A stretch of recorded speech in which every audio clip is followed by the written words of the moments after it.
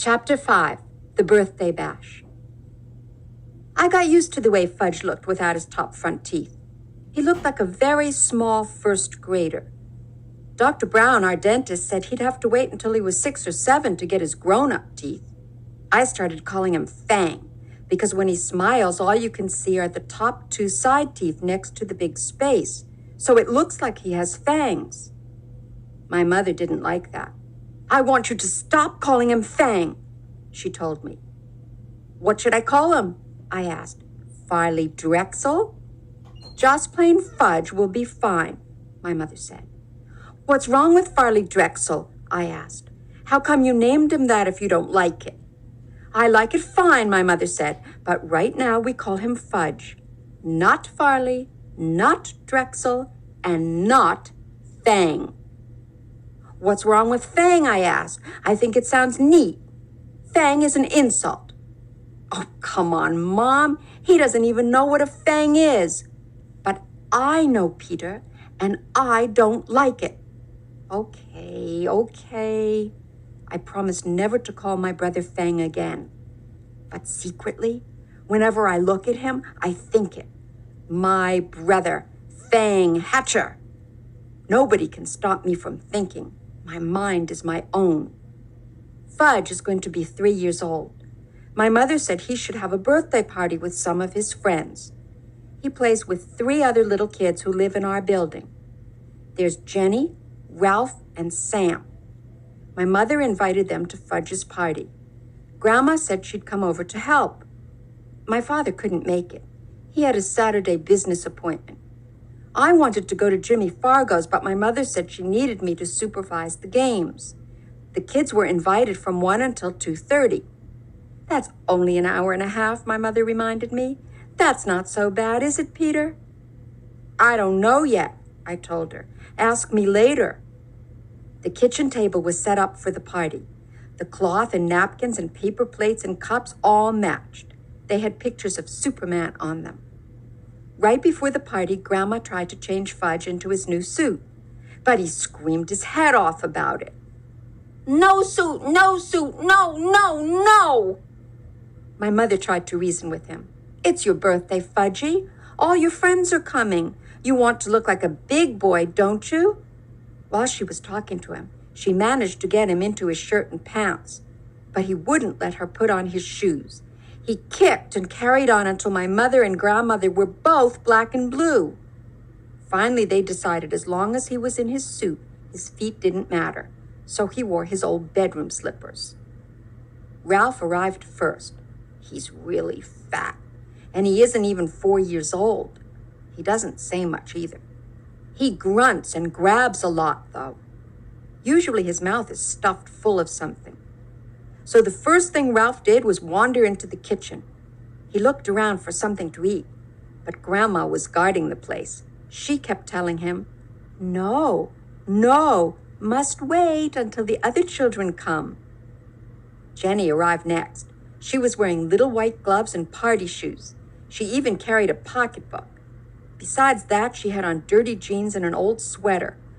Her mother apologized for her clothes, but said she couldn't do anything with Jenny lately, especially since she had taken to biting. "What does she bite?" I asked, thinking about furniture or toys or stuff like that. "She bites people," Jenny's mother said. "But you don't have to worry about it unless her teeth go through the skin. Otherwise, it's perfectly safe." I thought, poor old Fudge. He can't even bite back since he hasn't got any top front teeth.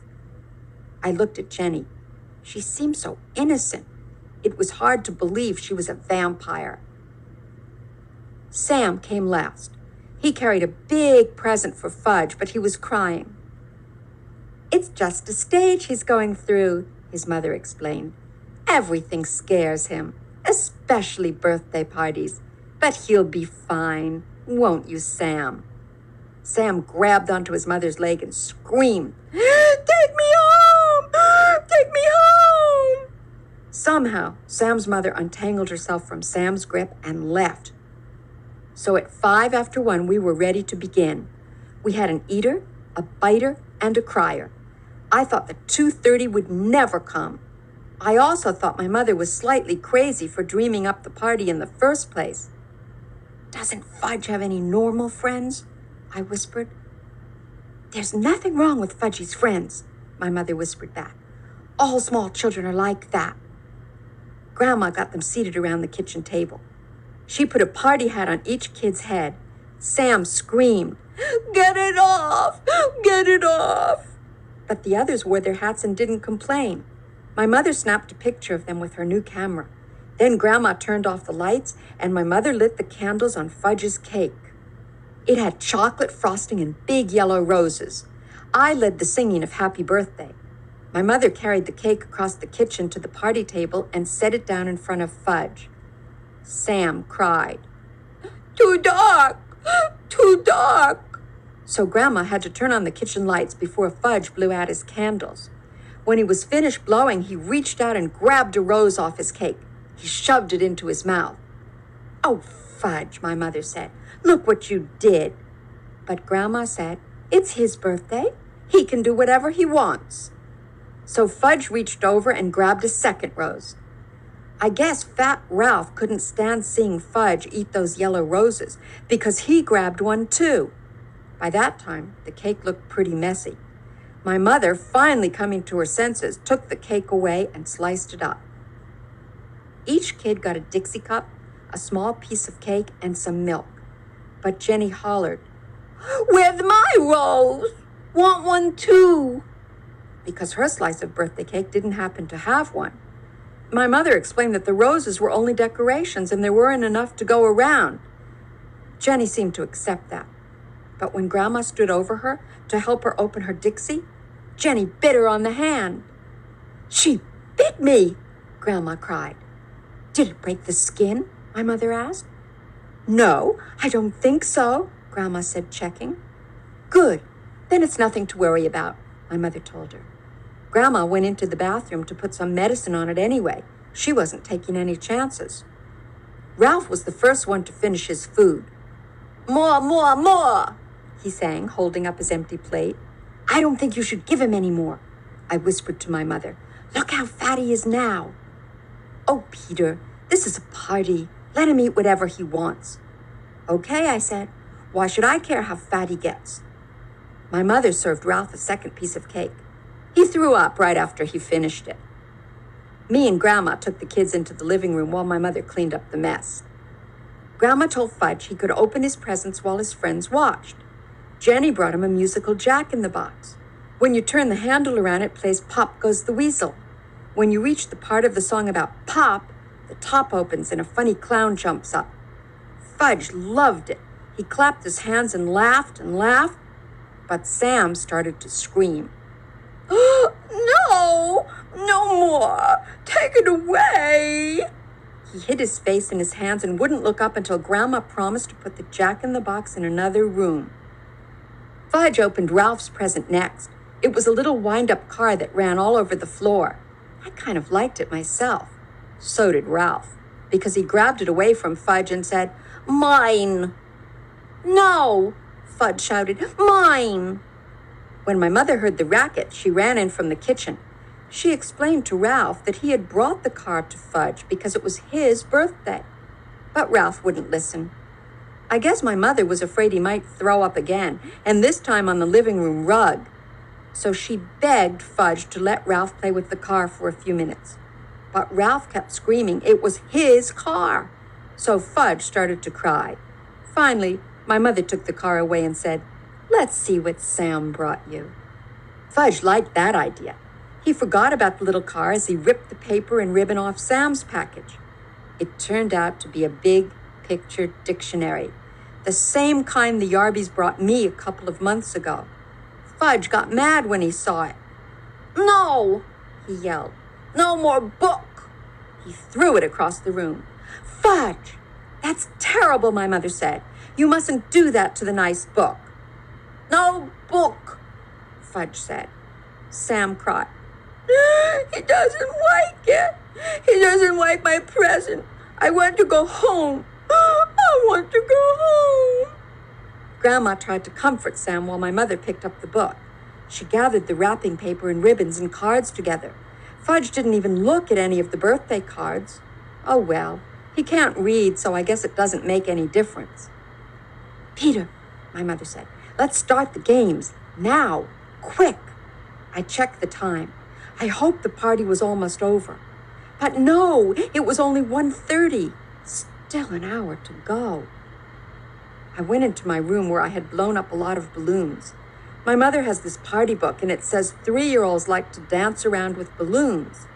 When I got back to the living room, Mom started the record player, and I handed each kid a balloon. But they just stood there looking at me. I thought, either the guy who wrote that party book is crazy, or I am. Show them how, Peter, my mother said. Take a balloon and demonstrate. I felt like one of the world's great living fools dancing around with a balloon. But it worked. As soon as the kids saw me doing it, they started dancing too. And the more they danced, the more they liked it. Until Jenny's balloon popped. That nearly scared Sam right out of his mind. He started yelling and crying. Fortunately, I had blown up 24 balloons. I was hoping they'd dance around the rest of the afternoon. Fudge got the idea of jumping up and down on the furniture. The others liked that too. So instead of dancing with their balloons, that's what they did. And soon they were running from room to room, yelling and laughing and having a great time. Then the doorbell rang. It was Mrs. Rudder. She lives in the apartment right under us. She wanted to know what was going on. She said it sounded like her ceiling was about to crash in on her any second. My mother explained that Fudge was having a little birthday party, and wouldn't she like to stay for a piece of cake? Sometimes my mother is really clever. So Grandma entertained Mrs. Rudder in the kitchen while Fudge and his buddies jumped up and down on his new bed. It was delivered this morning. Fudge hasn't even slept in it yet. So naturally, when my mother found out what they were up to, she was mad. "Stop it right now," she said. "New bed, big boy," Fudge told her. Was he proud. "You won't have a new big boy bed for long if you don't stop jumping on it," my mother told him. "I know. Let's all sit down on the floor and hear a nice story." My mother selected a picture book from Fudge's bookshelf. "I heard that one," Jenny said when she saw the cover. "All right," my mother told her. "Let's hear this one." She held up another book. "I heard that one too," Jenny said. I think my mother was starting to lose her patience, but she chose a third book and said, "We'll all enjoy this one, even if we know it by heart. And if we do know it by heart, well, we can say it together." That's just what Jenny did. And when my mother skipped a page by mistake, Jenny was right there to remind her. If you ask me, my mother felt like biting Jenny by that time. When the story was over, it was 2:00, and Ralph was sound asleep on the floor. My mother told me to put him on Fudge's new bed while she took the rest of the children back to the living room. I tried and tried, but I couldn't lift Ralph. He must weigh a ton. So I left him sleeping on Fudge's floor and closed the door so he wouldn't hear any noise. On my way back to the living room, I wished the others would fall asleep too. "Peter," my mother suggested, "why don't you show them Dribble?" "Mom, Dribble's my pet." "You don't go around using a pet to entertain a bunch of little kids. Didn't my mother know that?" "Please, Peter," my mother said. "We've still got half an hour left, and I don't know what to do with them anymore." "Dribble," Fudge hollered. "Dribble, dribble, dribble." I guess Sam and Jenny liked the way that sounded because they started to shout, "Dwibble, dwibble, dwibble," even though they didn't know what they were talking about. "Oh, all right," I said. "I'll show you Dribble, but you've got to promise to be very quiet. You mustn't make a sound. You might scare him, okay?" They all said, "Okay."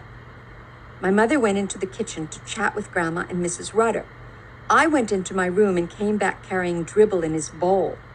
I put my finger over my lips to remind Fudge and his friends to be quiet. It worked. At first, nobody said a word. I put Dribble down on a table. Fudge and Sam and Jenny stood over his bowl. Oh, turtle, Jenny said. Yes, Dribble's a turtle. My turtle, I said in a soft voice. See? See? Fudge whispered. They can all see, I told Fudge. Nice turtle, Sam said. I wondered why he wasn't afraid this time. What does Dribble do? Jenny asked. Do? He doesn't do anything special, I said. He's a turtle. He does turtle things. Like what? Jenny asked.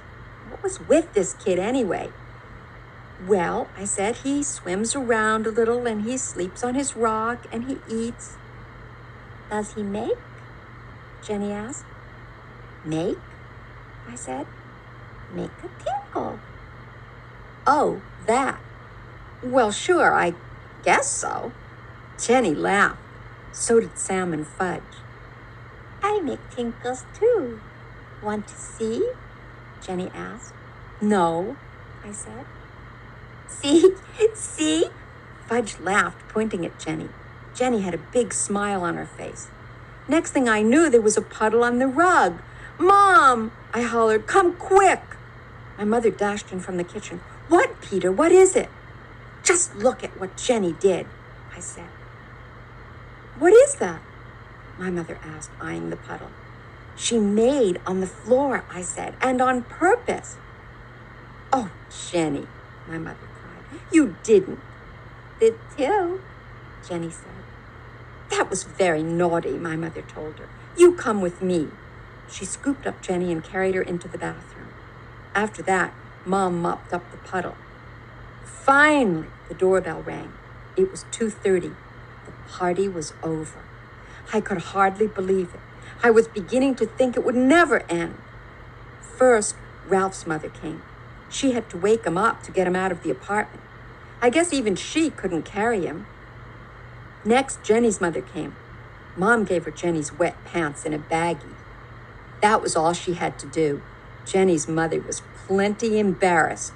Sam's mother came last, but he didn't want to go home. Now that he was used to us, I guess he liked us. He cried, more party, more. Another time, his mother said, dragging him out of our apartment by the arm. My mother flopped down in a chair. Grandma brought her 2 aspirins and a glass of water. Here, dear, she said, maybe these will help. My mother swallowed the pills. She held her head. 3 is kind of young for a party, I told my mother. Peter Warren Hatcher, my mother began. Yes, I asked. You are absolutely right. I flopped down next to my mother. She put her arm around me. Then we both watched Fudge work his new Jack-in-the-Box. Later, when my father came home, he said, how did Fudge's party go? My mother and I looked at each other, and we laughed.